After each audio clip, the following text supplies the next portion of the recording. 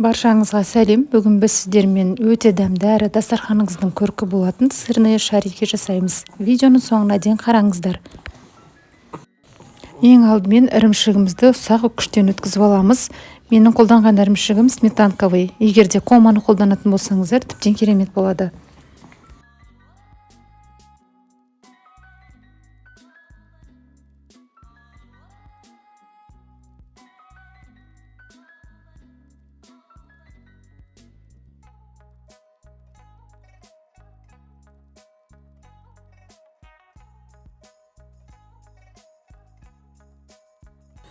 Ірімшіктің үстінен 2 жолтоқты салып, жақсылап араластырып аламыз.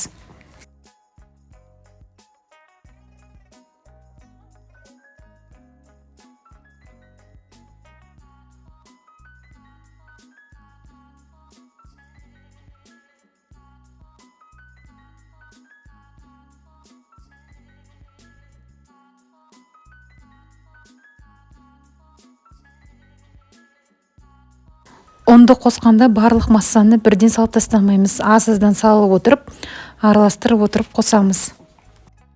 Массамыздан домалақ шайрек жасап тексереміз. Егер де ол өзінің формасын ұстап тұрса, онда артық ұнның қажеті жоқ.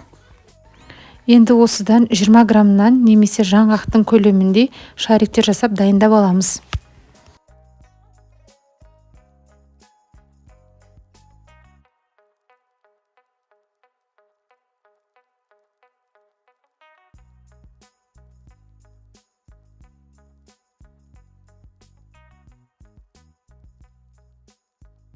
Дәл осы ингредиенттермен 13 штук сырные шарики шығады.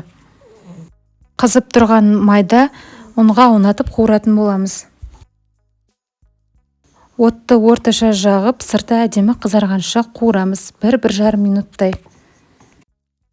Оттарыңыз қатты болса, сырты бірден қызарып, іші шикі болып қалуы мүмкін.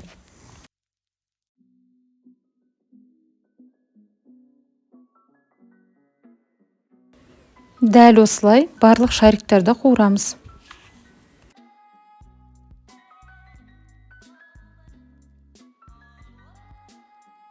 Мінекей сырные шарикіміз дайын, сырты хрустящий, іші жұмсақ әрі өте дәмді болады. Міндетті түрде жасап көріңіздер, ас болсын.